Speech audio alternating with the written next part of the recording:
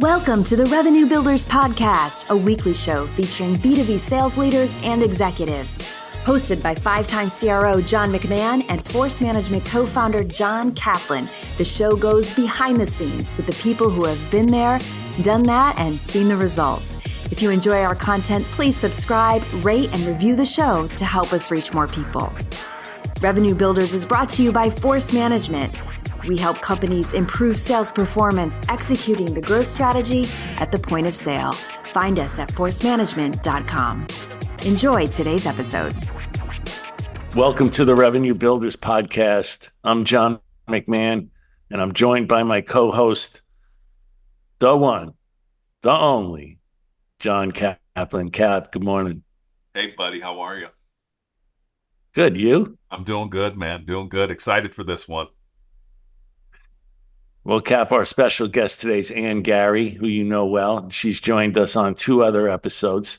For those of you who have not heard those episodes, they were extremely popular episodes. We received tons of positive feedback on the episodes. Those episodes were the difference between a coach and a champion, and the other was preparing for the economic buyer meeting. Since those were so popular, we decided to have Ann to come back, join us for a discussion on why deals don't close, where we focus on self-inflicted sales process pains and other issues that an account executive might make to cause them to lose a deal. So Cap, with that, say hi to Ann Gary. Miss Ann, it's great to see you again. Thanks for coming back. You're always very, very popular with the audience. I'm looking forward to being here. This is an incredible topic too. People get a lot out of this one. Yeah. Well, Ann, so let's start.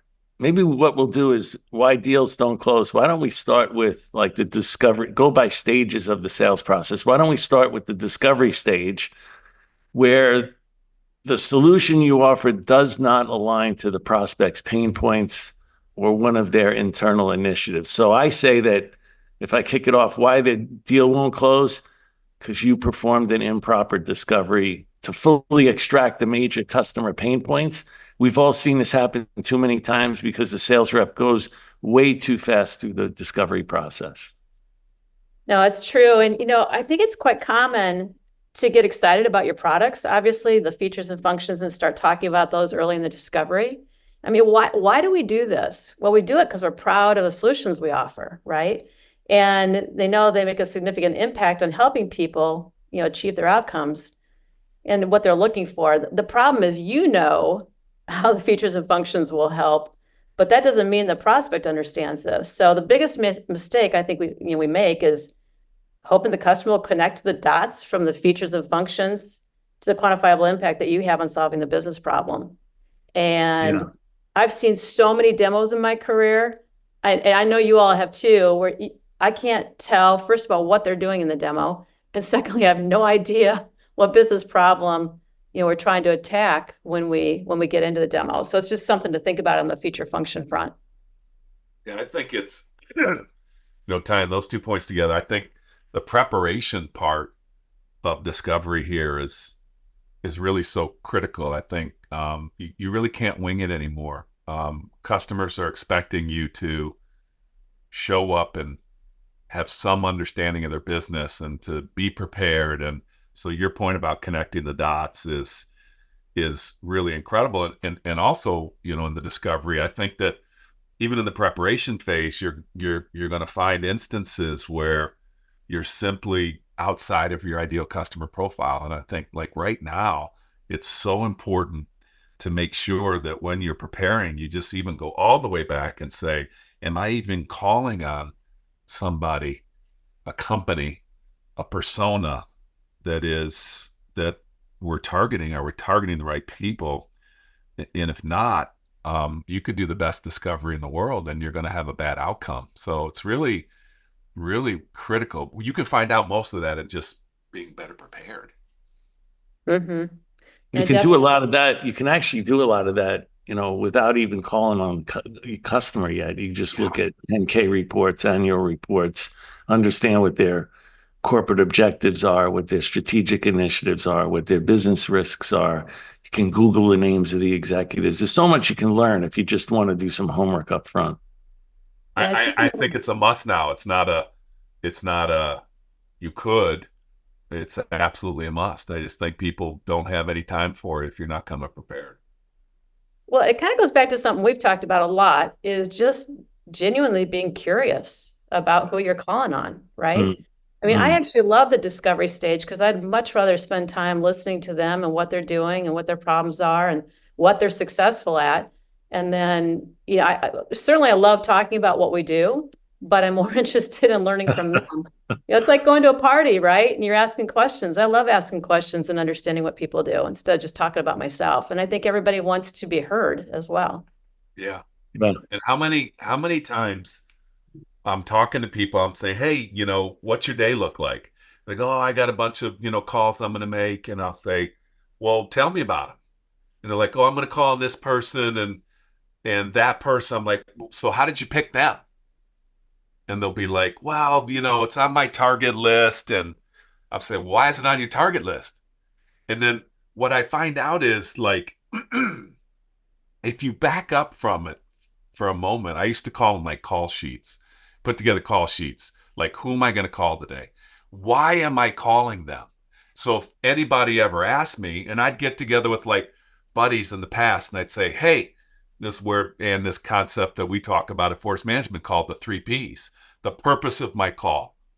Why am I calling you? What do I want from you? And what's in it for you to have a conversation with me? Like, preparing those call sheets before you even get on the phone, like the day before or the morning of or what have you. I just find that people that do that are really, really on the mark. And then that's where you find out these problems. Like, okay, I'm the CTO. That's your target that you want to get, right? Yeah, okay, go.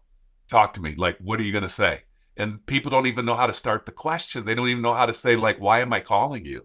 So I know we're kind of talking about discovery but of course, but there's a lot of detail and attention here that with these times that we're in right now are critical. Well, and then you talked about, John. Oh, go ahead. No, go ahead, Ann. I was just going to say, you were talking about the ideal customer profile, right? You may not be calling on the ideal customer profile, but then assume you are. Let's assume you are calling on them. And you understand their pains because you did your research. But here's what the trap we fall into is we understand their pains. We understand, like you said, the business, political, competitive landscape that they're in, whatever. But then we don't explain how, these products and features actually attach to that pain that they're talking about. So something that's always in my mind that I remember all the time, it's just been ingrained, is I need to attach to the biggest problem. Yeah. There's no reason to be in there if I'm not attaching to the biggest problem. So that's when I'm doing my research that you were talking about. That's what I'm looking for. What is the biggest problem that I can discover right before I walk into the situation? So true. I think the other reason that people don't do or can't do improper discovery is because a lot of reps are managed by activity-based metrics. So they're based on how many calls they make, how many meetings they get. So if I'm measured on how many meetings I can get you a lot of meetings, but they may not be with the right person. So they wind up getting stuck with the first person that they contacted and the first person that would take the meeting, right? So I think managers, if they want people to do better discovery and get to the right person that owns the use case that they're trying to help the customer with customer value, they have to base this on quality-based metrics instead of activity-based metrics. And it's also getting in the pit, Johnny. Like, I was talking to a sales leader last week, and I'm like, he was telling me that we don't have enough calls. We don't have, then I'm just listening to these metrics, which are very common. And I said, okay, well, when's the last time you were in the pit? And they're like, well, what do you mean? I'm like, well, when's the last time you were on the phone with them? And he's like, well, I have a remote group, but that's not what I asked you. I'm like, well, when's the last time? Yeah. When's the last time you observed him? And then I said, when's the last time you actually did a call in front of them so they could see how it's done? And that just opened up a whole can of worms, which was really a great conversation. So for sales leaders listening out there, it's not enough just to be telling people what they need to be doing. You have to show, especially in this discovery, you have to show great discovery. And I want to pick up on something you said. We do a lot of research, and I see reps do this. They do a lot of research, they have pain points, and then they wind up getting on the call with the customer and they lecture the customer about their pain. They're basically like, yeah, I read this. You suck in these 3 areas. And then I heard that your biggest customer is under. But no, if you're a leader, you look for this and you say, I want to teach them how to ask a question to get the customer to tell us that moment of pain versus telling them all about what you've read. Do you guys understand what I'm saying? The difference there? It's such a critical difference right now. And I find that leaders that aren't getting in the pit, they're seeing these people do all this research and they're prepared, and then they're failing on these calls because they're telling more than they're asking. So there's a difference there. Big time. And so let's go down the questioning. So here's another thing we see is that people are asking questions, but they're asking closed-ended questions, right? That I can answer with a yes or no. So it's, it seems like it should be easy to ask an open-ended question, but it's not. You have to think about, what am I learning and what are they learning at the same time? So those open-ended questions. So you talk about the how of coaching, right? That's a big how of the discovery as well. I love that. Yeah. Okay, so let's move on to, let's say, the quantification or scoping stage, where you're supposed to get the quantifiable metrics for the pain that you've discovered. And so you can understand, let's say, the as-is process of the customer. So eventually you could propose a to-be process and show quantifiable value. So if you've made a mistake in the discovery phase because you went too fast, and let's say your customer actually does quickly understand what your product can do for them, I've seen it where the customer is now unwilling to give you the metrics required for you to create a compelling ROI or value proposition because they know what you're doing to them. So now you've just made it really difficult for yourself to justify your price and possibly the purchase of your product. Have you seen that? Yeah. Do you mind, you guys stay there for a second if you would? I'd love to get your feedback on this because people tell me attaching the biggest business issue, understanding business problems, influencing decision criteria with your differentiation, and then measuring customer success. Like, out of all of that, people come back to me constantly and say, metrics are the hardest.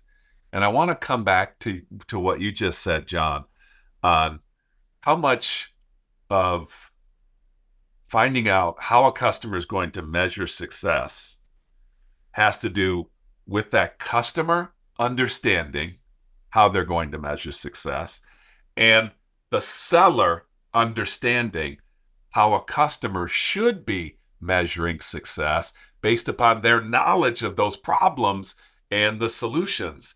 So would you guys comment on that a little bit? Because I don't know for you guys, metrics, when I talk, even in MedPick, just in general MedPick, people will say to me, yeah, the metrics, they're like really hard. What do you think's behind that, Ann? Well, let's unpack that a little bit too. Metrics come in a lot of different flavors, right? There's financial metrics and there's technical metrics. And I think all too often what's happening is we're calling too low in the organization. And I should say this, we do have to call on technical buyers and user buyers. It's critical, right? But when we're in that part of the process, we're trying to influence the decision criteria and get the technical metrics. I think those folks haven't often thought about the financial metrics that are attached to this, because that's not what they do every day, right? So we might be able to get the technical metrics that are necessary for the proof of value, and we'll talk about this in a little bit, but we're not thinking about the financial metrics, that we have to help them get to that point as well, that these technical metrics lead to the positive business outcomes they're looking for. Here's another thing that, because you talked about metrics and MedPick, and we always talk about financial and technical. The other thing is that we can often be talking about financial metrics with someone who understands that and do the opposite. They don't get the technical metrics that you're talking about. I mean, how many times do you get in the conversation? And I find this more and more, I'm an engineer, I'm a technologist. I call on a lot of technology companies. And frankly, there's sometimes I'm like, I don't understand what you're talking about from the technology perspective, right? But I can attach the financial part of this. So I think we need to think about it both ways in terms of, of defining that. And to your point, one last thing, John, Cap, is that you said something that was really good. We've been around this for a long time in the industry that we're in. So we typically know what people are interested in measuring, and we should be armed with these are some thoughts that you might want to use in terms of how to measure these things. So be armed for that when it comes up, because if you don't, often people don't know what to take a look at. Yeah. I think that a lot of it has to do with going back to your word preparation, Cap. Like, if I have a product that can fulfill a customer's pains or remedy those pains in a certain use case, one, I need to understand the process of that use case step by step by step by step. It's almost as cold as the customer does, so that you can do what I call, leading the witness. You're basically asking questions that you already know the answers to.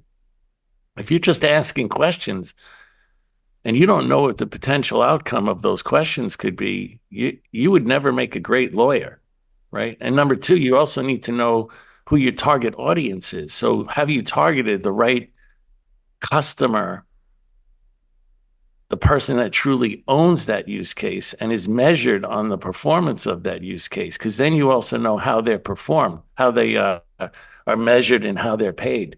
And sometimes that's the link and between understanding the technical metrics, because you should know that use case cold, and also trying to understand how your customers measured on the performance of that use case and tying that to that because typically that's tied to financial metrics.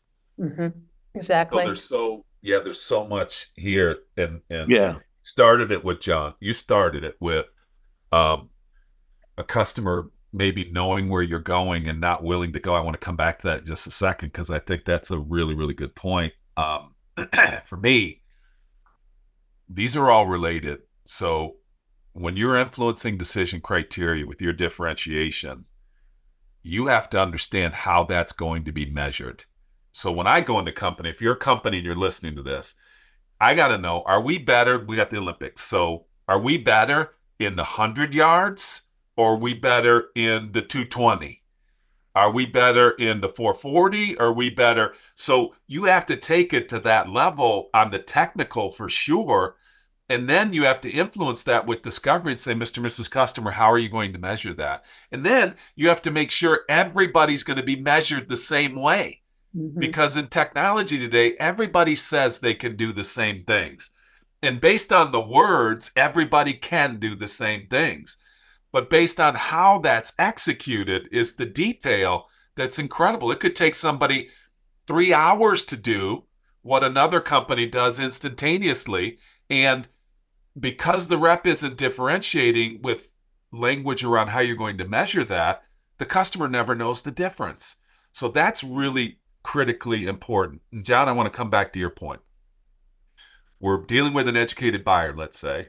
They know that we're asking, and maybe we're not asking it very well. We're like, okay, Mr. McMahon, how are you going to measure that? And you think they're setting up kind of like a proof of value or whatever, and you're not ready yet. And so you're not going to give them how you're measuring that. You know exactly how you're going to measure that. What would cause a customer to hold back a little bit on talking about how they would measure success? Because it does happen. A lot of times that's because you haven't built trust with the customer yet. Yeah. That's exactly right. Well, and if they think that I think the other thing is they think the metrics are going to be used against them. That's another thing they're going to hold back, right? I actually had a customer that comes back to trust, though. If I trust you and respect you, and we starting to build a partnership here, then I can trust you with that, because it won't be used against me. It's good. I had somebody. We're both going to benefit from the purchase of this product. That's right. That's right. So good. I had somebody holding back on me. Somebody I knew. There was an economic buyer, and they're holding back on me and I was trying to set up these metrics, and they kept holding back. Now, I just, when this happens to me, I'm like old school, like pretty simple person. If a customer is resisting, I just call it out. And this guy's name was Neil. And I said, Neil, what's strange for me in this conversation is you seem like you're hesitating to tell me how you're going to measure the success of this. And he said, no, John, I'm not hesitating, but like, you don't worry about it. Like, we're going to get proof points and we're going to do everything you said we're going to do. I don't need you guys to manage us. Like, I got enough management. And I said, whoa, like, well, what do you think I'm asking you? And he goes, well, I'm assuming you want to set up an operating rhythm between the two of us on how we're going to measure success. And then you're going to hold me accountable because you're Kaplan. And I was like, whoa, that was such great feedback. And it was what you were talking about is like the customer was thinking that we were going to measure them. Like we're going to measure them versus us, what John McMahon just said. Really good learning point for me. And then when I talked about, today's metric is tomorrow's proof point, they were like, hey, John, you're well known here in this company, blah, blah, blah. And I said, hey, this is a really good point. I said, hey, you and I on this project are not known. I might be known in the account. My firm might be known in the account. You're going to ask for a certain amount of money to solve a certain problem. We got to start putting deposits in the bank together. So we're going to say together that we're going to solve this point in this way, and we're going to measure it that way. So the next time you want to ask for money, and I'm going to come and ask you for money to solve more problems, you have a really good performance, a track record. So I don't know if that makes sense to you guys. And maybe people listen and go, well, it's because Kaplan knew the person. Well, it might be, but like I do that all the time. I stop and say, hey, I've asked you about metrics a couple of times and you seem like you're hesitating a little bit. Can you share with me why? And well, the other thing too is, again, if you understand the customer's use case and you're really pretty intimate with it, and maybe you're brand new, so go get the metrics from a lot of the other reps that are in the company. Sometimes instead of just asking questions, you can show the customer that you have knowledge of that use case. So you could basically say, many other customers that we've dealt with, when they're in this part of the process, have found that it takes, X dollars and Y time to create this or produce this or run this or make this thing happen. How long does it typically take you on average? And then the customer says, well, because a lot of times they think they're the only ones with that problem. How many times has that happened to you? Like, we're the only ones that have that problem. No, you're not the only ones. I have a sales force that's like hundreds of guys, and they're all calling on customers that have the same problem. So you let them know that you understand that there's these issues and have dealt with many other companies that have the same problem. And then a lot of times they're more open, what I've found, to and willing to open up to the discussion. Well, that goes back to because you're gaining trust again, right? When you come in with, I've seen this problem before, and here's some ideas about how to measure it, then you're actually, well, not only trust, but you're delivering value to that person as well. I think here's another tangent on this I'd like to go down. If they're not willing to share the metrics, is it possible that they're aligned with the competition? I mean, or they don't know. Maybe you're dealing with a really low-level coach that just doesn't understand. They're just, one of the gears, a cog in the gear. They don't really know. But the point is, for both of you, it's a red flag. Yes. If somebody doesn't share the information with you, they either don't know, which is a problem, or they're unwilling to share it, which is a problem, or they don't trust you, what John is talking about, or they don't trust themselves because the numbers aren't great. I know exactly how we're measured and we suck right now. So they're not willing to share with you how they suck. And all of those have to be navigated. I think those are wonderful points you guys brought out. Well, let's go to the bottom line. And if you don't navigate them, what happens? The topic, we lose the deal, right? The deal won't close. Yeah, exactly. Yeah, and I like that point that we're making. Or it will close, but it'll close for a competitor. Yeah. Or a significantly discounted price. Just to close out on this metrics one, for me, this is old as dirt. Today's metrics are tomorrow's proof points. And proof points rule the day. I mean, we built you all three of us were part of an unbelievable growth company at PTC.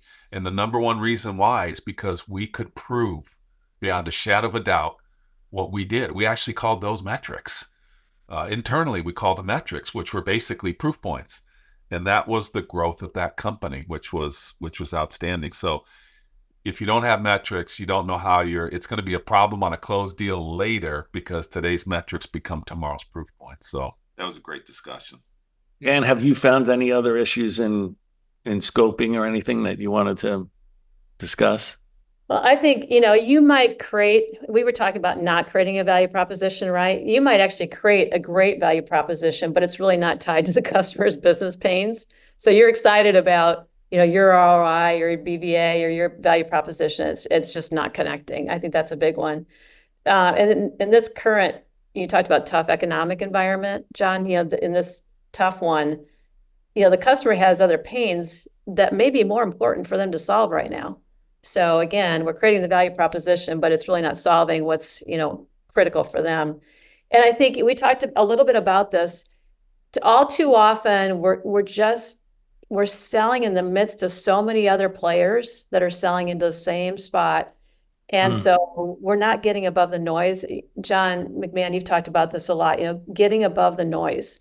And the more you swim down in that swim lane or in that pool, you're just going to look like everybody else. So it's critical that you get above the noise. And of course, that goes to getting higher and tying your solution back into the major initiatives of revenue, profitability, risk.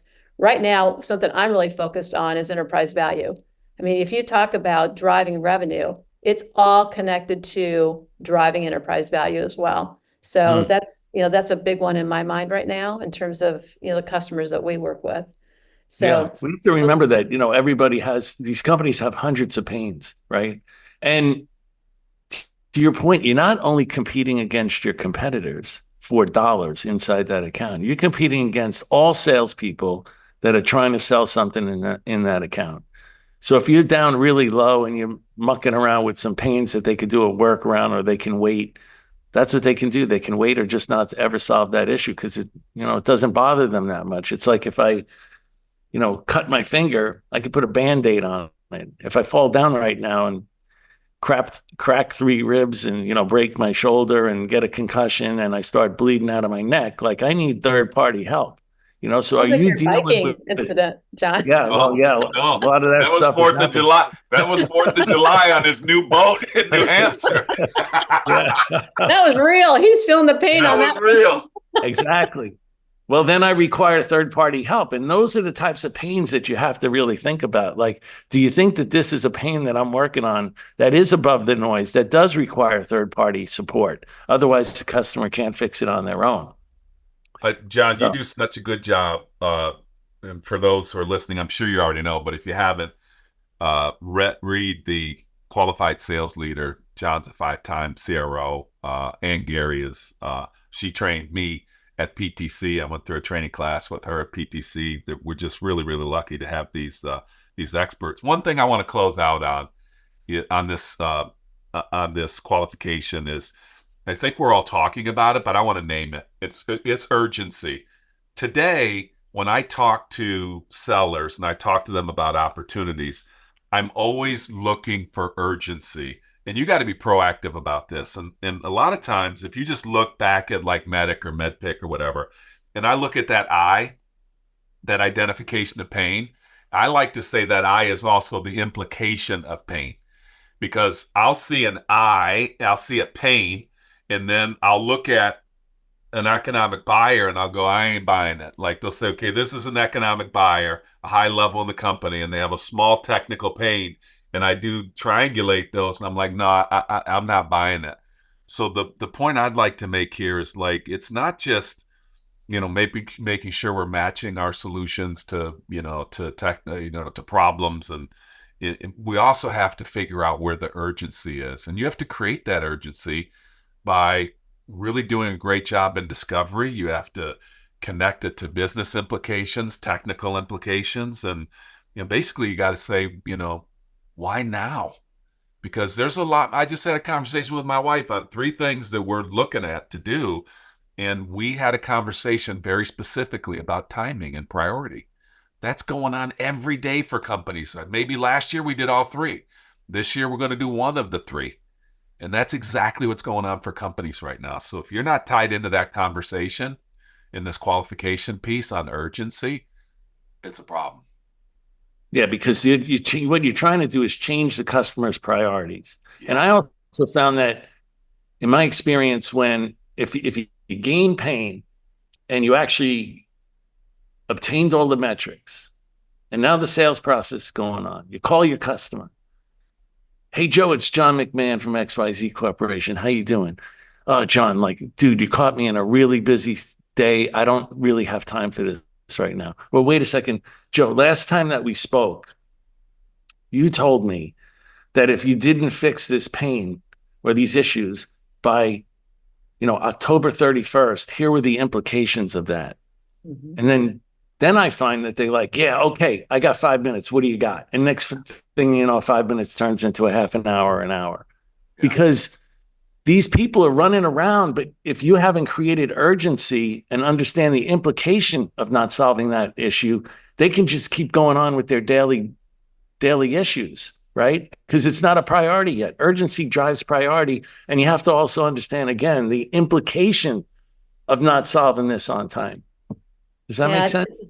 Yeah, we talk a lot about this because going back to metrics and quantifying things, we talked about quantifying the financial aspect of it, but we call it negative consequences. If you don't actually quantify the negative consequences of not moving forward, then you're just going to sit there because it's like you don't recognize it. And frankly, we all get distracted. We all get distracted a lot.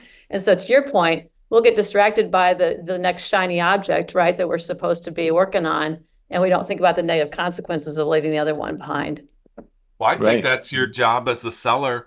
You're constantly linking that customer to the so what.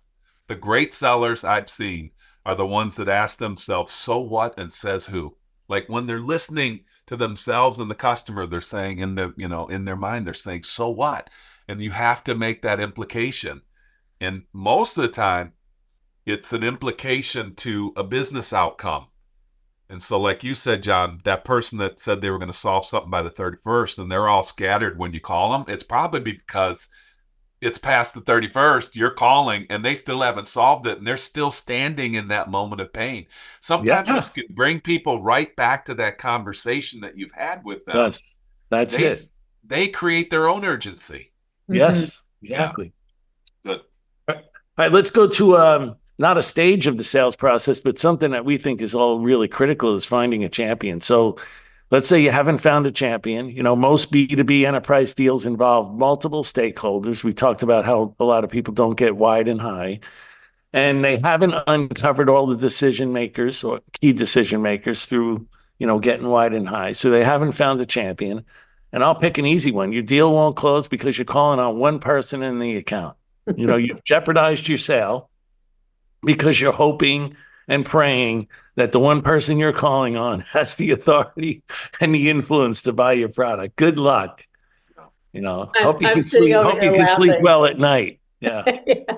Well, it's so funny how we get attached to that. And if you think about, we all thought a lot about this. We talked a lot about this when we were in sales campaigns that, you get attached to one person. There's no way to triangulate the data, right? You're just getting data from one individual. And they're going to see the world completely different than other people. It's like that. We talk a lot about this, the collective yes. There are a lot of folks and companies. And think about when you and when I was a salesperson, there wasn't even a CISO.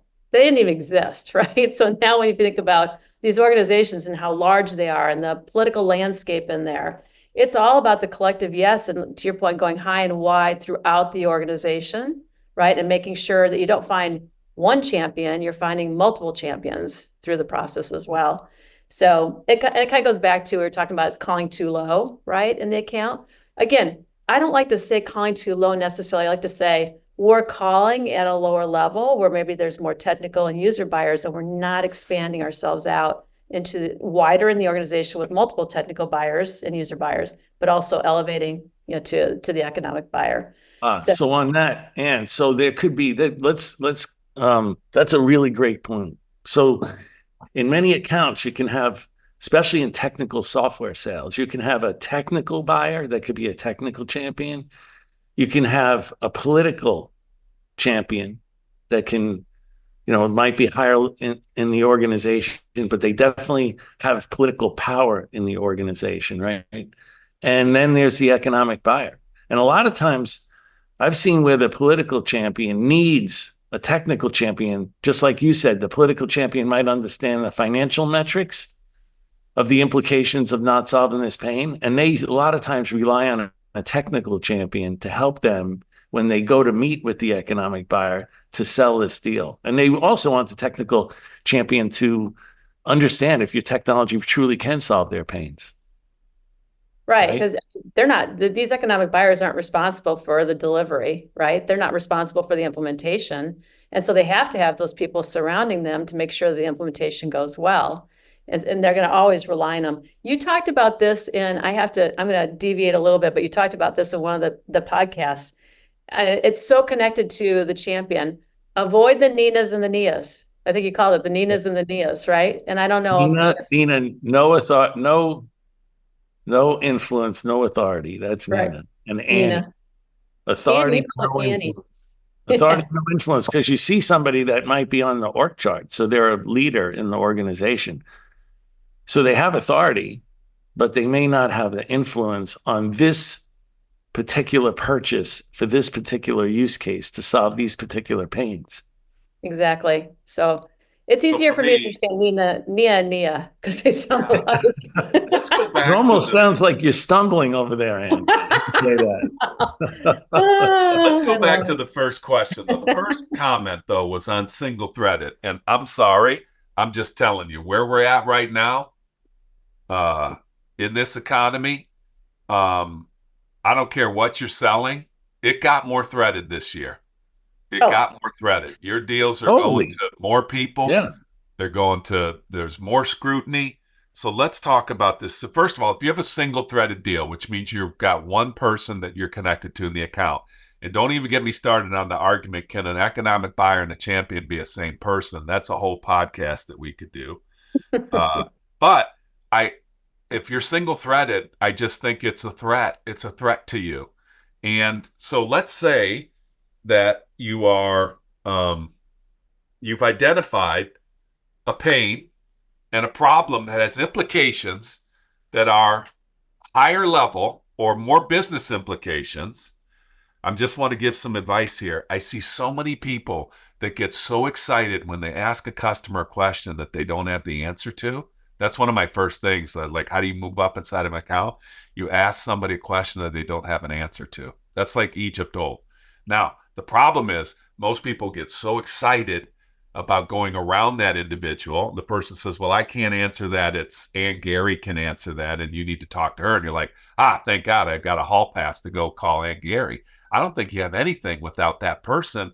I always used to love to turn back to that person and say, hey, I think you need to, this is a way to build champions. I think you need to have the answer to that as well. I don't just need the answer to that, but we need the answer to that. Can you make the call, like set up the call? Tell the person I'm going to be calling them. That's the difference between a cold call and a warm call. So a couple points I wanted to make there. Number one, single-threaded, you're at risk. Number two, don't be so quick to scurry out of somebody's office. You miss an opportunity to build a great relationship there when you've seen an opportunity to go higher inside an organization. Bring them with you. Yeah. The last thing I want to point out is like on this single threaded. I like this concept of M and W. You guys have heard me talk about this before. I can listen to an account review or an opportunity review, and I write an M or a W on my piece of paper as somebody who's qualifying the opportunity. If it's an M, it means we started lower, we worked our way higher, then we worked ourselves back down lower with all good hall passes. We engaged the economic buyer again. That's awesome. And I look for a W because W is awesome too.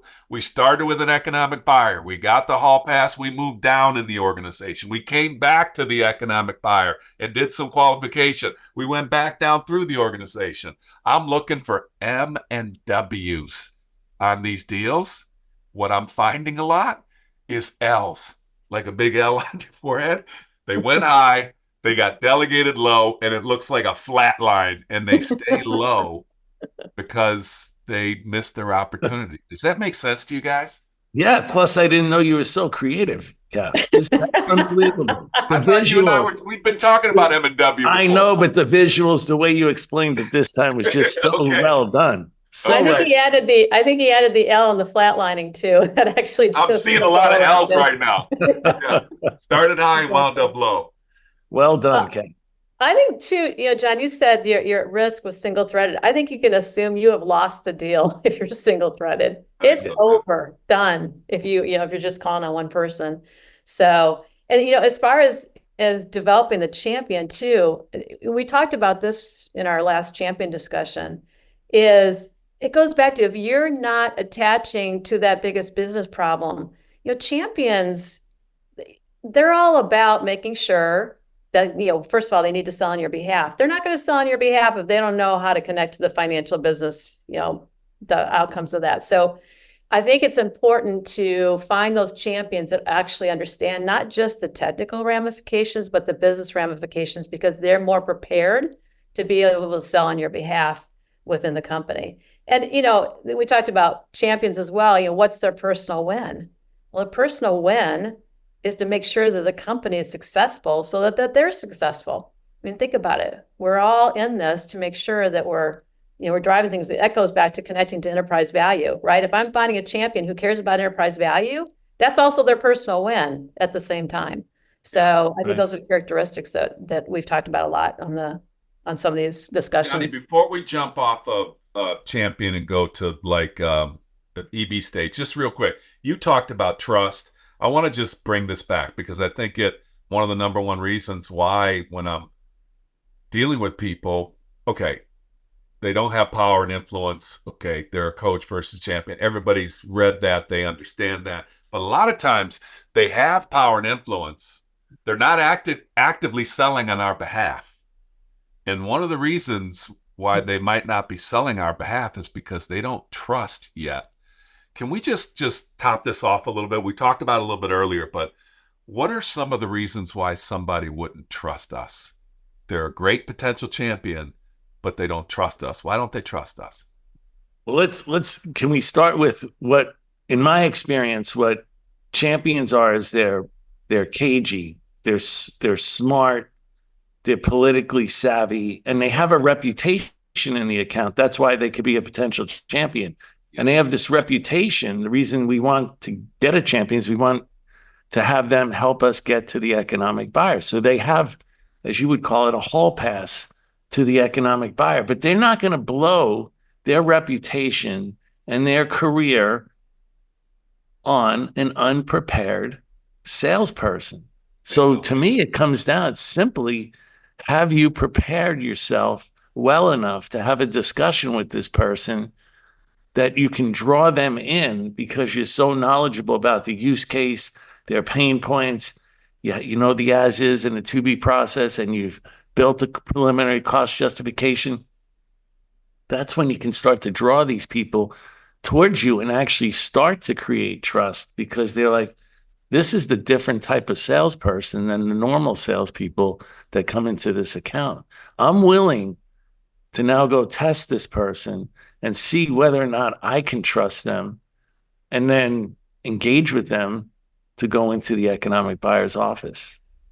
That's a really good one. How about you, Yeah, man? it's really about education. I mean, it really is. How well can you actually help them educate? Because you think about how much we know being in the industry we're in, and all, to your point before, all the companies that we're calling on, we know a lot, right, about what's going on in a particular industry. And it's about providing that insight, education, trends, so that they actually are more educated, right, with regards to what's going outside of their company as well. And it goes back to, when they know that you can actually provide that kind of value, they're also going to be more interested in going someplace with you, right? I like that, Ann.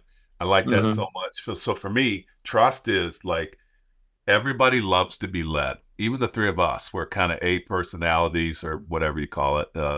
We're type A personalities. Everybody loves to be led. However, provided you can take me to a place I can't get to on my own. And I always like to ask people, like, when I make that statement to you, how do you think this person, this potential champion, views you? And how do you get that? Like, they'll say, well, can you take them to a place they can't get to on their own? And then I'm looking for evidence. Just some notes that I made on this. Johnny, you talked about show up prepared. You ask great discovery questions. You don't ask questions that you could have got the answer to from somebody else. If it's been in print, you should have read it.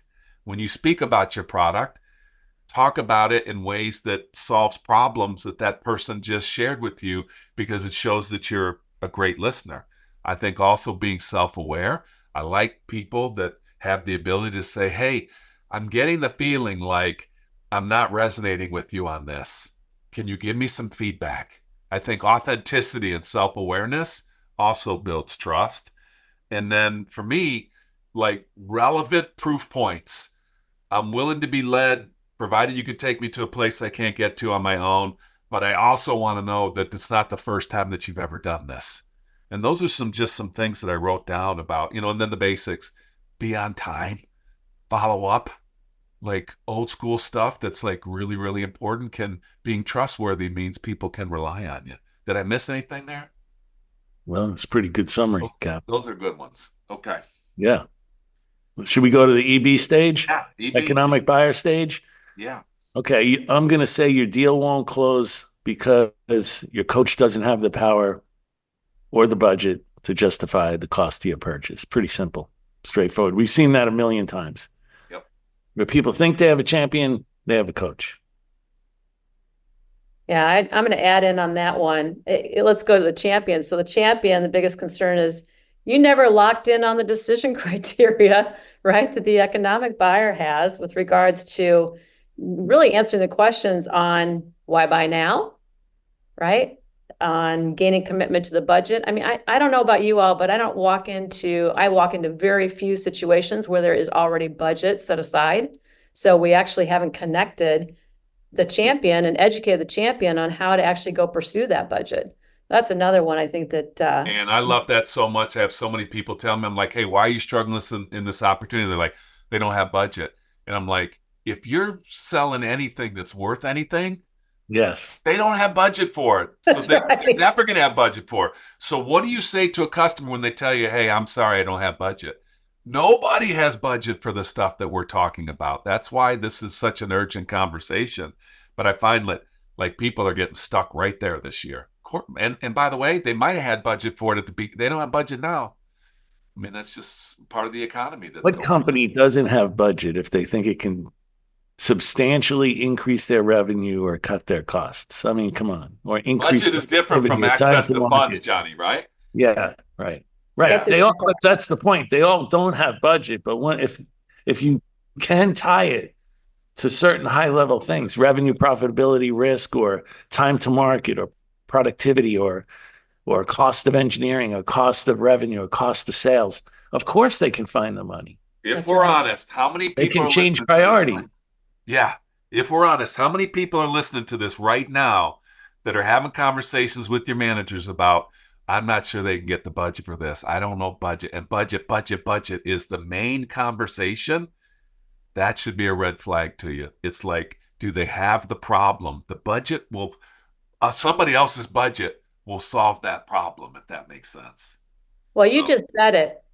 Do they have access to funds? Yes. It's different than do they have budget? And I think that's the primary, indicator right there is, are we working with a champion or someone who has the largest business problem that has access to funds to be able to get something done? And that's why you got to get to the EB. Right. And you guys, the point I was going to make on this EB one, we've kind of already talked about it before, but I love the way you said it. Both of you kind of commented on it. It's like economic buyers need their own champions inside the account. And that it's a really wonderful point, because I remember selling to an economic buyer back in my PTC days, and the economic buyer looked at me and he said, hey, John, just so you know, I'm not going to make the decision for this software. I want you to know that. Now, I'll tell you how you guys operate, how you prove the value is unbelievable. I wish our people could sell like your folks, but I'm telling you, I'm not going to tell that engineering department which software to choose. I will ask them why they didn't choose you. And so I started to have a different conversation about, wow, what he's really telling me is you need that technical champion in that department to lay his backside on the line and say, I'm choosing this software because of this.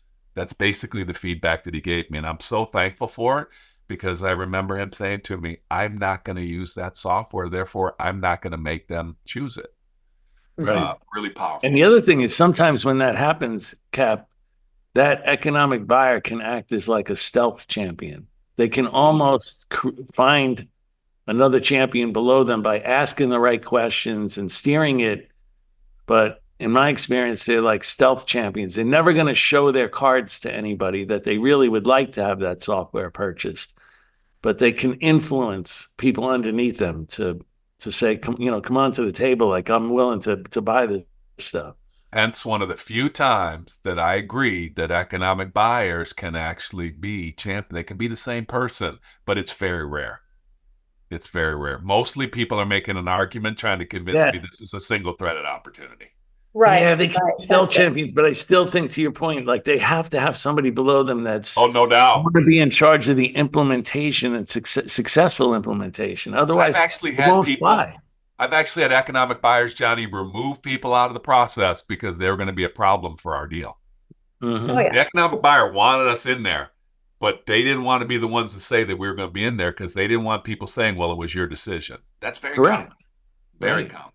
Well, I think what we're referring to too is, long ago, you could have had an economic buyer who was a champion when you could be more single-threaded. But again, we go back to I have not seen any single-threaded deals in years, right? So again, it goes back to that. I think another thing too, if we go back to the economic buyer, this is so dangerous. You get access to the economic buyer, the champion takes you there, right? And you start speaking in language that they don't understand. I don't know if you've been sitting in situations that you could just see their eyes glazing over, they don't understand, and frankly, they just lose interest.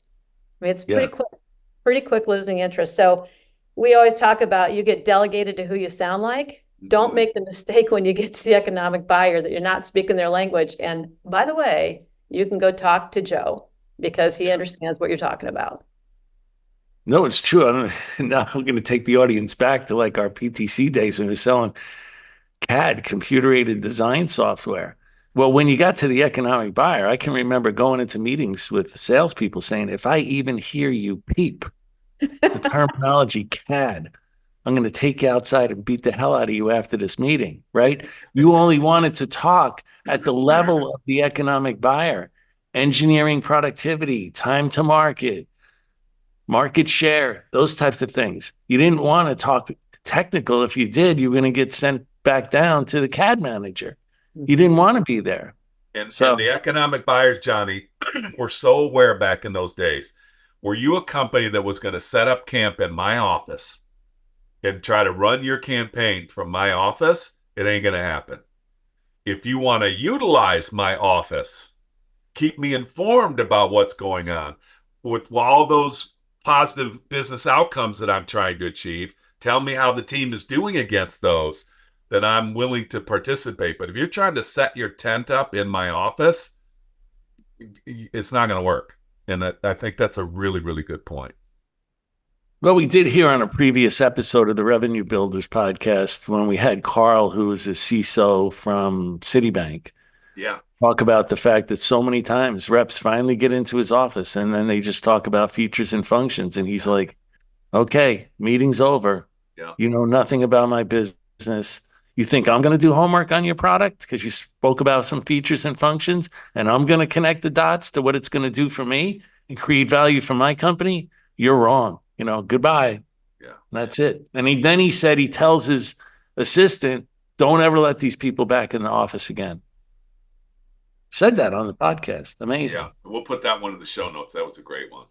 Yeah. Okay. Proof of value stage. So I say, I'll start with your deal won't close because you never locked down in writing the decision criteria in your favor during the scoping process or quantification process, and then confirm that decision criteria with the economic buyer. So now if you do a POV, it's open hunting season for your competitor because you have never locked down the decision criteria in favor of your product differentiators.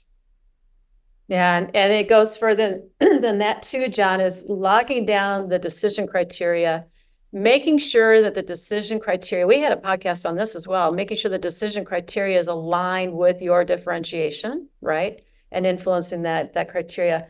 I think another one is timing and the collective yes. Let's talk about this one. So get into a proof of value and we don't understand the time frame. We think we understand it, but we don't.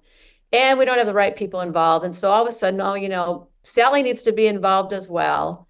And then how many times have people said, well, let's just extend this timing. Let's just extend the proof of value because we have to have all these other people involved. So it goes back to understand the people who have to be involved. That goes back to that collective yes, understanding that before you walk into the proof of value. Well, you're going to do the best that you can. Sometimes there's, things that pop up. The time frame, the scoring, in terms of how will they score this relative to competition. And they're going to use the same scoring, right, that they're using with the competition. Right.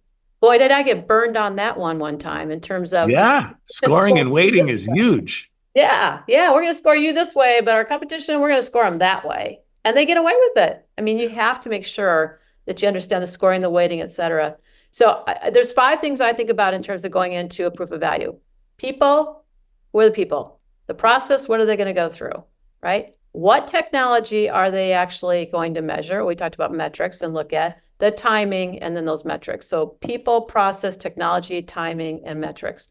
Don't walk into a proof of value if you don't have those 5 things nailed. I'm just going to go on and tell you what I've lived through in terms of when I didn't have that done.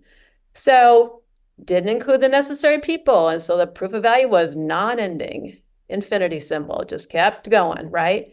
How about this one? Oh, let's use 2 different teams to look at the technology. That team will look at this one, this team will look at you, and how in the world are they going to be able to compare, the two? How about this one? Demonstrated the wrong products, right? In terms of connecting to the economic buyer, business problem. What do you mean by that one? Demonstrated the wrong product. So we went in and we're actually talking about products that we think the technical buyers are most interested in. But those products don't actually align with the biggest business problem that they're trying to actually take. So okay. We're showing the wrong stuff, right? So that goes back almost to discovery, that you did a bad job in discovery. Now it's affecting the POV.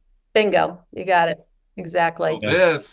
So I love your points, Ann. I got this. I don't know what the rap song is. You guys are going to laugh at me, but it's like, POV, I'm talking KTT, because what I always used to think of, kick the tires. So we're either doing a proof of value or we're doing a kick the tires. And there's a difference between the two. And like everything that we've talked about, like proof of value can be so powerful. You have the economic buyer's commitment that you're going to make a decision after choosing this, which means why are you not demonstrating on something that's critical for the company? Like this, I never understood. Like, that's what I loved about PTC back in the day. What is the most difficult thing that they're struggling with? And we would go in and do proof of value on that. And we didn't shy away from it. I think that's one of the reasons why we grew so well. And but Cap, how many times, let's for the audience, if you have a champion, and you got to the economic buyer and you discuss the criteria for the POV, then there really should never be a kick the tires. Never. Right? Okay.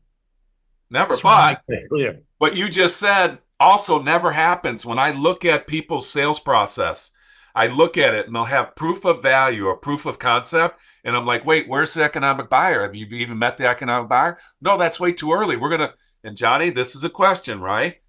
Consumption models, subscription models, show the product-led growth. I'm like, okay. But if you're going to something that needs an economic buyer from an enterprise decision, when are you doing that?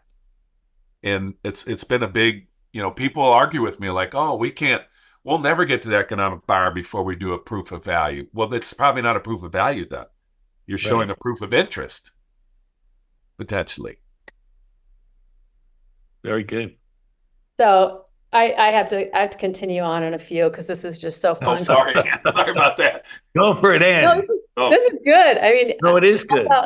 How about, okay, and we were in a benchmark one time, and the prospect gave us 4 hours to go through the benchmark, and benchmark is kind of a dated term, I think, in terms of proof of value, but it's during, and they gave the competition 10 hours to do the same thing.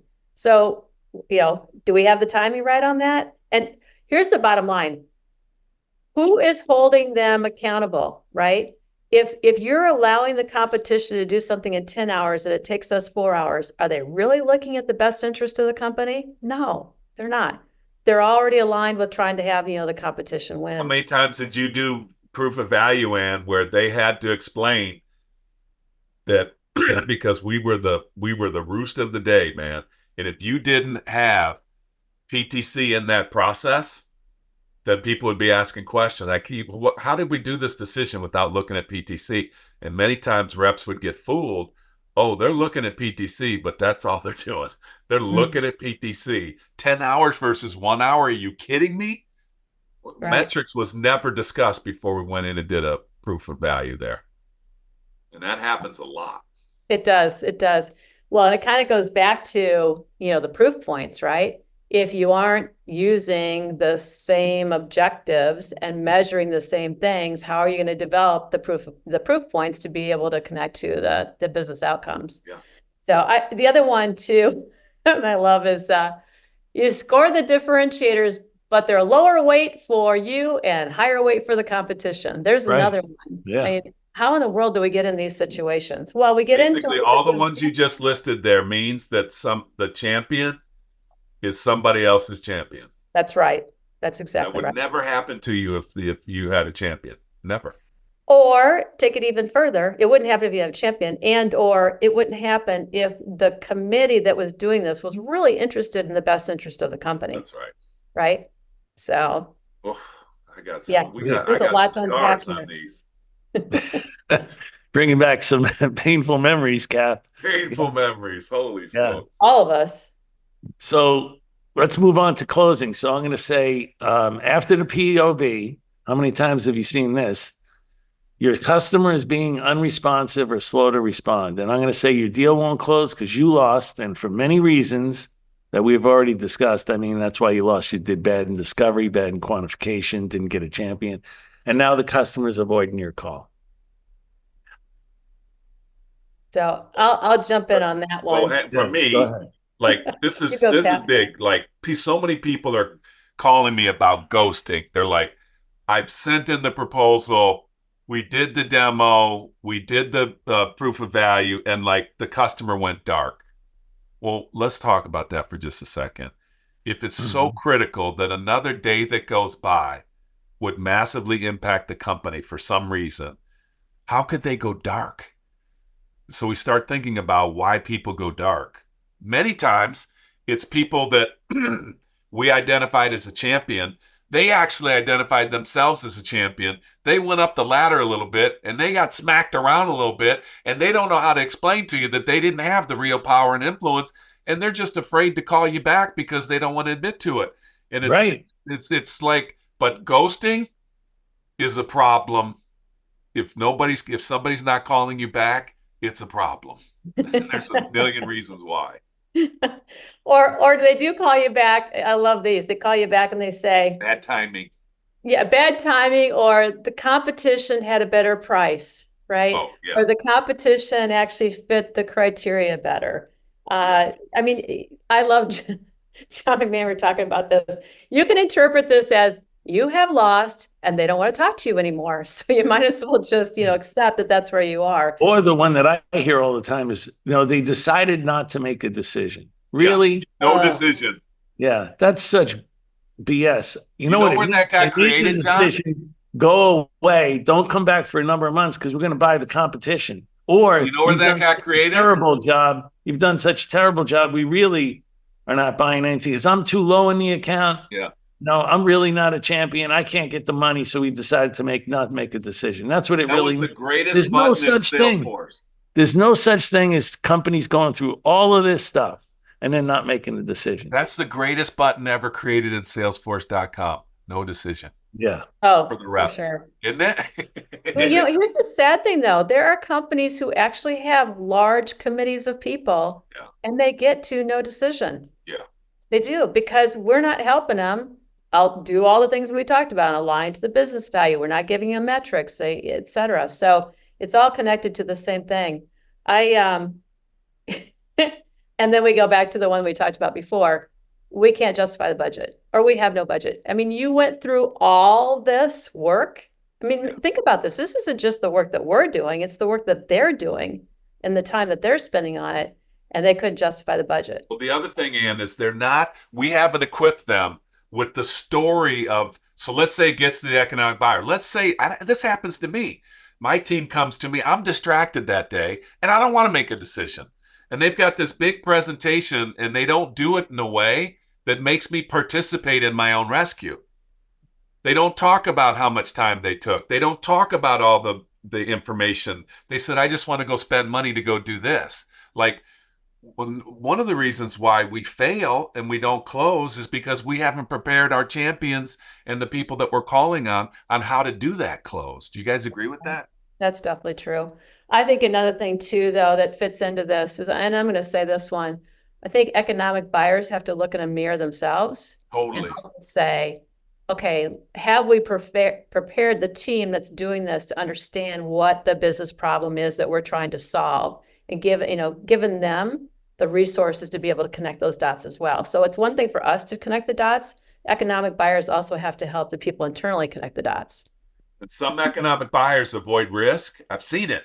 And they'll be like, I'm just uncomfortable making that decision. And because the people that are prepared the presentation are not adamant about like putting their backsides on the line, if I don't get that type of resistance, then I'm just going to push it off. It happens, especially now.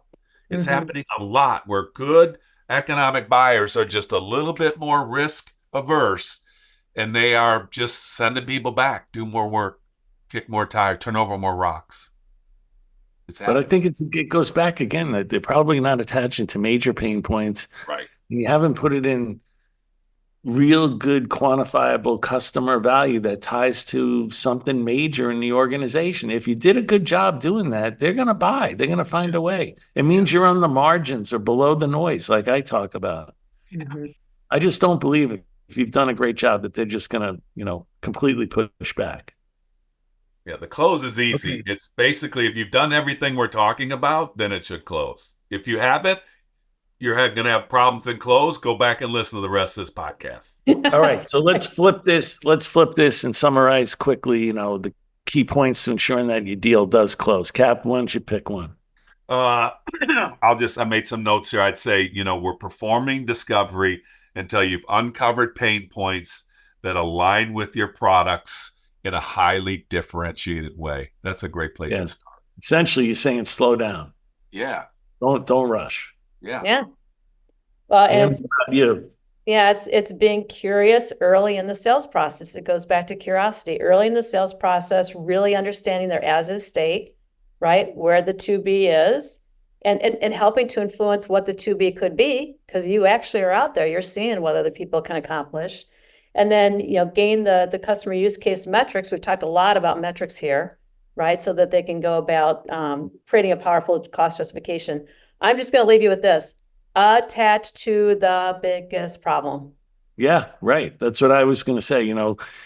Tie your products and your solutions to initiatives above the noise, meaning tie it to revenue, profitability, risk, like we talked about before, or issues just below that affect revenue, profitability, and risk, like time to market, market share, increased sales productivity, development costs, manufacturing costs, those types of things. Otherwise, you're below the noise, Yeah.